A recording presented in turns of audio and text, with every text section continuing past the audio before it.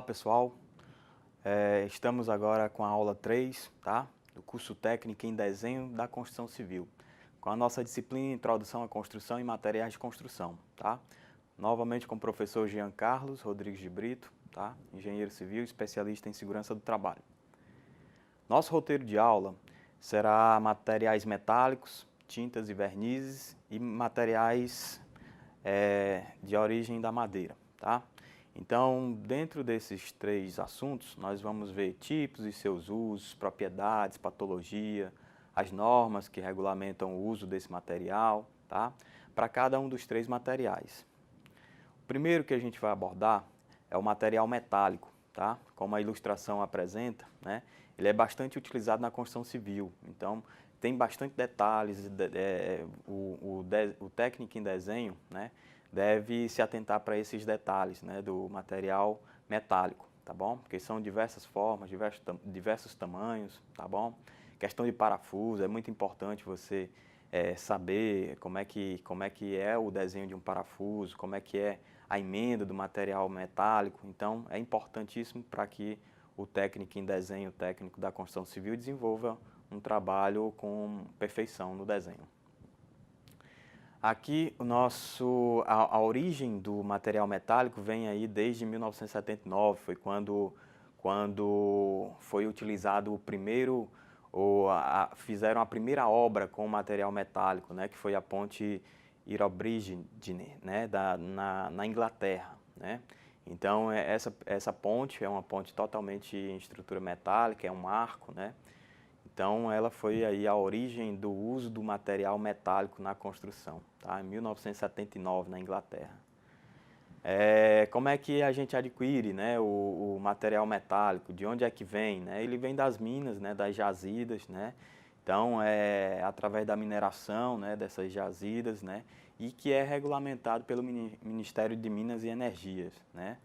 Então, o Brasil é o terceiro maior produtor de minério do mundo, perdendo apenas para a Austrália e a China, né, respectivamente. A Austrália primeiro e a China o segundo, tá? Aliás, o contrário. A Austrália o segundo e a China primeiro, né? Os materiais metálicos aí a gente tem os exemplos, né? Nós temos barras, vergalhões, né? Nós temos inox, nós temos esquadrias, telhas, né? Cabos, fios, né? Dos mais diversos. Cada material metálico tem sua propriedade e aí a ciência de materiais ela vai indicar qual material metálico com a melhor propriedade para aquele determinado fim, tá? Então, as propriedades aí que a gente já falou, né? Os metais possuem muitas propriedades. Veremos agora algumas dessas propriedades. A aparência, né? Bem definida a aparência, a densidade alta, né? A dilatação, a condutividade técnica também, térmica, né? Também é considerado. Condutibilidade elétrica, resistência à tração, resistência ao choque, dureza, fadiga e à corrosão principalmente, né? Nós temos grandes patologias com relação à corrosão. Então, a gente tem aí que ter um tratamento nesse material metálico para ter um bom desenvolvimento, né? Uma boa solicitação desse tipo de material, tá?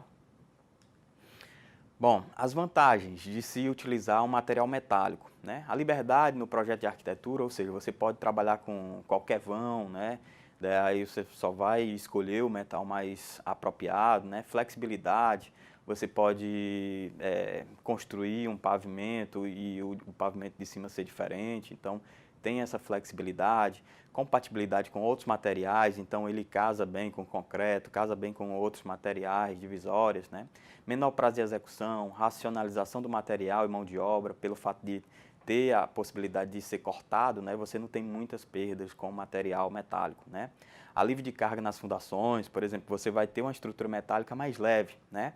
Então, se você tem uma estrutura metálica mais leve, a fundação talvez ela suporte aí uma carga, ela venha a ser solicitada em uma carga menor. Então, pode ser um alívio das cargas na fundação, né? A fundação não precisa ser tão grande, né? Então, para suportar grandes cargas, que o material metálico vai reduzir consideravelmente essa carga, apesar dele ter uma densidade alta, né? Mas quando você vai dimensionar, os pilares ficam mais esbeltos, né? As vigas ficam mais esbeltas também.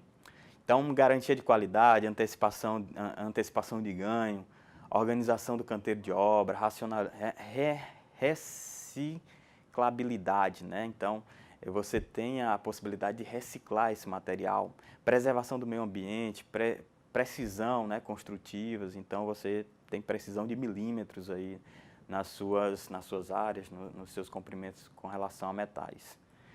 Tipos de liga, né, que nós temos, a junção de um material com o outro dá uma liga aí, né, o alumínio, o cobre, o zinco, o ferro, o latão e o estânio, né. Então a gente vê aí os exemplos, né, o cobre é para tubulação, o ferro é o vergalhão que a gente usa, o alumínio a gente faz fios de alumínio, as telhas também de zinco, né. Então o material de latão a gente faz aí conexões, né, que são bem solicitadas aí nas instalações hidráulicas. O aço para o concreto, né? Quais são os aços para o concreto? Os principais são os denominados CA, né? Então, esse CA ele varia de 25 até 60, né? Mas os que são mais comuns, né, são o de 25, o de 50 e o 60, que o comércio costuma fabricar, né? Então, a gente encontra com facilidade esses três tipos. Já os outros já não são bem comuns, a indústria só fabrica se realmente for solicitado, né? Tá? Bom, o material metálico pode ser utilizado em diversas etapas da construção e em diversos processos construtivos. Então, na infraestrutura, na superestrutura, ou seja, nas partes inferiores da obra, né? na parte superior, né? Vigas, pilares, tá? Na cobertura, a gente tem grandes exemplos aí de estruturas metálicas para cobertura. Na estrutura de sustentação de telhados, né? São treliças, a gente tem grandes exemplos aí na nossa cidade de grandes obras com essa estrutura metálica, né? Porque você alivia a carga também, né? A madeira às vezes não consegue vencer grandes vãos e aí a opção ideal seria o metal, tá? Nos concretos estruturais e protendidos, tá? Aqui a gente vê um concreto protendido, tá bom? Então passa essas cordoalhas dentro do concreto e dá uma rigidez maior aí no concreto, né? E o resultado, por exemplo, é a ponte estaiada, né? Que a gente tem aí na cidade de Teresina, tá bom? Bom, a aplicação, está aqui a aplicação nas estruturas de cobertura, né, na própria estrutura que vai sustentar o edifício, não apenas na cobertura. A gente tem na cidade de Teresina também como exemplo, tá? Grandes obras aí com a presença de metais como na estrutura total, né? Então você já não vê a presença do concreto nos pilares e nas vigas, você vê aí metais nesses elementos construtivos, tá?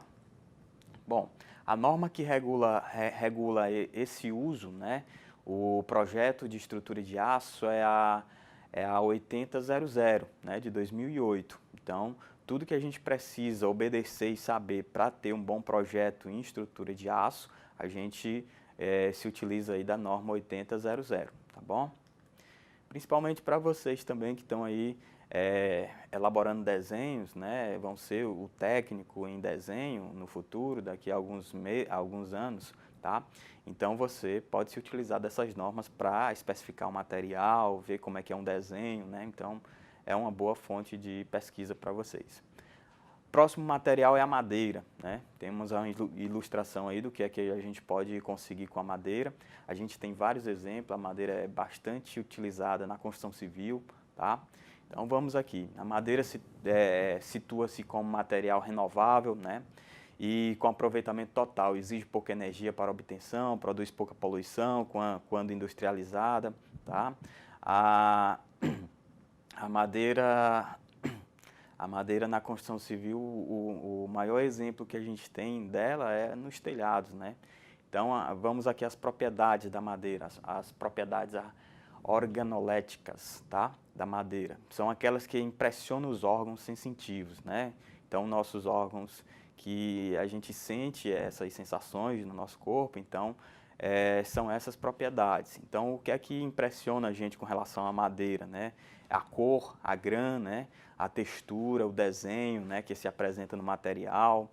O que é que seria o grã aí que ele traz para a gente, né? O grã são as disposições das fibras, né? Da madeira. Quando você corta uma madeira, ela tem a disposição lá das fibras. E o grã é essa disposição. Então, dependendo dessa disposição das fibras, ela é indicada para determinado tipo de esforço ou não, né? Então, a fibra da madeira é que vai determinar bem aí qual o esforço que ela consegue suportar melhor, né? Então, você conhecendo essa textura, você vai indicar a madeira também, especificar a madeira no seu desenho da melhor forma, tá?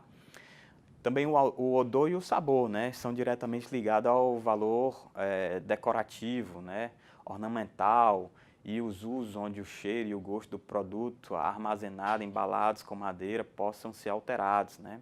Então você vê aí, um exemplo disso são os tonéis, né, de carvalho, eles dão uma qualidade aí diferente na cachaça ou no vinho, então tem essa propriedade também, a madeira aí, que é curioso, que já não é da construção, mas é uma propriedade porque você vai construir lá os tonéis, né? Então você pode indicar aí a madeira que vai dar um melhor resultado, uma qualidade melhor para outro produto, né? Que não na construção civil, mas no processo construtivo dos barris a gente usa essa técnica também, tá? As propriedades térmicas, ela tem uma condutividade térmica, né? Ela também conduz, tá? Calor específico também, né? O calor específico é expresso em quilocal por quilo por grau Celsius, né? Transmissão térmica, coeficiente de expansão térmica. Então, todas essas são as propriedades, né? As propriedades elétricas da madeira, né, são importantes também, tá? Porque aí você faz a opção de optar por esse tipo de produto para fazer ou não um determinado produto da construção, tá? A condutividade elétrica dela é baixa, então em situações na qual ela é seca, né, ela molhada já apresenta uma propriedade de condutividade elétrica, tá? Assim como a condutividade elétrica é baixa, né, a constante elétrica vai ser alta, né, que é o inverso, né? E aí o fator de potência dielétrica também é uma das propriedades elétricas da madeira, tá bom? Aplicação da madeira. A madeira pode ser utilizada em diversas etapas da construção, em diversos processos construtivos, né? Na infraestrutura de edifícios também, né? Você tem, por exemplo, em áreas litorâneas, né? Que tem agressividade lá da maresia, né? Nos produtos metálicos, a madeira já é indicada. Então, os pilares, as esquadrias, são tudo feito com madeira, né? Porque você vai ter uma vida útil maior nas regiões litorâneas, tá?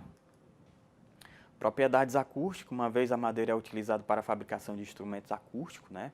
O revestimento de paredes, assoalho, casas, auditórios, escolas, né? Algumas de suas propriedades acústicas são de elevada importância para atendê-lo melhor, né? Se faz indispensável o conhecimento dos conceitos teóricos dessas áreas específicas de conhecimento, né? A acústica já é uma área específica aí de conhecimento, tá bom? Propriedades mecânicas, né, da madeira, ela tem elasticidade, plasticidade, flexão estática, compressão axial, resistência à torção, compressão perpendicular, a tração axial, cisalhamento, resistência à dureza, resistência à abrasão, resistência à torção, né? A gente vai ver algumas ilustrações aí do que seria todas essas propriedades ou algumas delas, tá? Por exemplo, aí a gente tem a elasticidade, né? Aí esse gráfico mostra que até o LP ela tem a capacidade de retornar, né? Ela funciona como um elástico, né? O nome é bem sugestivo, a elasticidade. Ela diz que você colocando uma carga nessa madeira, ela até o LP do gráfico aí, ela consegue retornar para aquele ponto. Passou daquela força, ela já não consegue retornar tanto, né? Ela vai retornar, mas só até esse limite aí. Então, essa é a primeira propriedade que a gente explica. A flexão é que ela tem a capacidade de receber uma carga e tem a capacidade de fazer essa parábola que a gente está vendo aí com esses dois apoios, né? E ela tem a capacidade de voltar também, então ela faz essa flexão, tá? Aqui a compressão é quando você comprime ela, você vê aí o desenho das fibras, né? E dependendo da disposição das fibras, ela é melhor, ela funciona melhor a compressão em um sentido do que em outro, tá? Então, para você ter uma ideia, a madeira chega a ter uma resistência à compressão maior do que a do concreto armado, né? Então, ela é boa para compressão também, você pode indicar ela para compressão. Já outras situações talvez não seja indicado, né? Então, por isso que a gente não vê tanto a madeira aí em estruturas, né? Porque ela é mais vulnerável aí as pragas domésticas, digamos assim, tá? A tração, você vai colocar duas forças e vai tracionar, né? Você vai tensionar essa madeira e aí ela se apresenta dessa forma, né? Aí é como é que a gente faz o teste, a tração da madeira, né? A figura de baixo aí mostra como é que você deve fazer a peça para que seja tracionada, tá bom? Esse é o ensaio de tração da madeira. Aqui são os tipos disponíveis, né? Nós temos aí madeiras para teto, como linhas, caibro, frechal, ripas, tabas, madeirite, né? E diversos outros tipos de madeiras, como esquadria, né? Que a gente tem, portas e janelas. Aqui é uma trama, né? Trama é esse conjunto do telhado que a gente faz o casamento entre linhas, entre pontaletes, entre caibros, frechal e ripas, né? Então, a trama é esse conjunto do telhado, né? A nossa casa tem a trama, né? Que foi totalmente feita à disposição dos elementos de madeira, né? Para que a gente tenha um resultado bom aí com o nosso telhado, tá? Então, aí tem cada um, por exemplo, o número 1 são as ripas, o número 2 é os caibros, o número 3 a cumieira, né? As terças, tá? Então tá tudo indicado nessa ilustração aí que a gente trouxe para vocês, tá bom? Certamente vocês vão desenhar muito esse tipo de desenho, tá? Aí aqui a gente chega na nossa última etapa da aula, tá? São as tintas e vernizes, tá bom? Essa é uma ilustração da mistura de cores aí, como é que a gente consegue essas cores, né? É uma ciência também que a gente tem que entender, né? A composição da tinta vem aí, né? Das resinas, dos pigmentos, dos aditivos e dos solventes. Então, a mistura desses 4 elementos, tá? Em alguma literatura só dá 3 elementos, mas a gente considera os 4, tá bom? Então, são as resinas, os pigmentos que dão a cor, né? O aditivo que vai dar a característica aí da tinta, né? Vai dar aí a ingrediente que é adicionado à tinta, né? Proporciona características especiais. Então, se a gente quer uma tinta de um tipo, coloca o aditivo lá que você quer aquele resultado, né? Os solventes, né? Que é para dissolver todo esse material e fazer a mistura, tá bom? E também os solventes, eles são importantes, o tipo de solvente que funciona na tinta, para que você faça aí as misturas que você desejar, né? Ou que faça até a limpeza, né? Quando a tinta cai em um ponto indesejável, tá bom? A função das tintas.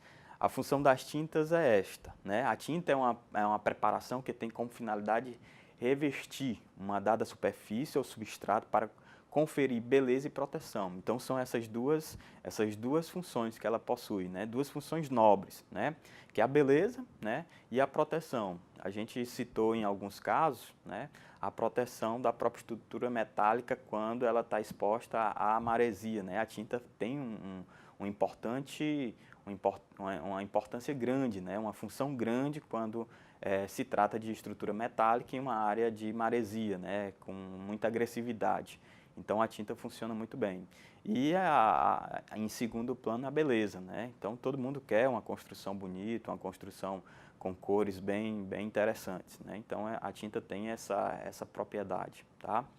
Então os tipos de tinta que a gente tem, nós temos tintas à base de água, temos tintas de solvente aromático, né? Você percebe que a tinta pode ter um cheiro, né, diferente. Quanto à resina, né, tem-se a base de cal, cimentos, base de ácidos gráficos, né, acetatos, tá bom? A base de acrílicos, né, acrilatos, aliás, temos os acrílicos puros, né, e os associados, base de ácidos, né, o epoxídeos, né, então, alquídeos também, tá? Aí, quanto à nomenclatura comercial, né, essa é mais a nossa praia, a gente conhece as tintas por essas nomenclaturas aqui, né, latex, PVA, acrílicos puro, né, os vernizes, os epóxis especiais, né, então os antioxidantes, então essa é mais a nomenclatura que existe no comércio que a gente conhece mais. Aqui o exemplo, né, por exemplo, o epóxi pode ser usado aí em pisos, né, que ele dá uma impressão assim de um piso de concreto, só que com mais acabamento, com mais brilho, ele recebe um polimento aí, então fica um piso bem bonito, né. A PVA é mais para paredes, o esmalte é mais para estrutura metálica, né, e a textura também é um tipo de pintura que você já vê aí em 3 dimensões, né? Então ela dá um efeito interessante aí nas fachadas principalmente, e é uma tinta que geralmente a gente usa para o externo, né? das edificações, tá bom? As patologias, né? Nós temos as patologias aí, calcinação, eflorescência, desagregamento, né? Saponificação, fissuras, descascamento, mofo, né? A gente vai conseguir identificar algumas dessas patologias aqui no slide seguinte, né? Que são esses, ó, calcinação, o que é isso, saponificação, tá? O descascamento. Então, o nome é bem sugestivo e a gente identifica com facilidade, né? As fissuras, né? As fissuras são na própria tinta, né? Então, não são fissuras na alvenaria ou no reboco, é na tinta, né? Que ela recebe pode ser provocado por excesso de calor, né? Então, ela vai fazendo essas fissuras aí na tinta, tá? A bolha está repetido aí, infelizmente eu não observei, mas a bolha é essa realmente que aparece com a bolha, essa outra aqui é um descascamento, né? É como se estivesse descascando uma superfície de madeira, tá bom? Eflorescência, tá? Eflorescência é como se tivesse muita umidade na alvenaria. Aí essa umidade vem do solo e aí com a tinta, como a tinta tem um solvente à base de água, então essa umidade faz com que essa tinta fique com essas elevações e consequentemente isso aí vai cair, né? Então vai ficar uma aparência meio que velha, meio que de mofo, então por conta dessa água do solo, né? Que ela por eflorescência ela sobe, o nome é fluorescência, que significa isso, tá bom? Pessoal, a norma que regulamenta os trabalhos com os projetos com pintura ou a fabricação de tintas, né, é a NR 15079, tá bom? Então, qualquer dúvida com relação à tinta, procure a NR, que lá a gente tem todas as informações, né, possíveis para que a gente possa desempenhar um bom trabalho aí com relação a tintas, tá bom? A gente chega aqui ao final da nossa terceira aula, as nossas referências são essas, espero que vocês tenham aproveitado aí a nossa aula e associado com o material disponíveis na internet, disponível na nossa biblioteca, né? E que vocês tenham um bom estudo aí com relação à nossa disciplina, tá bom?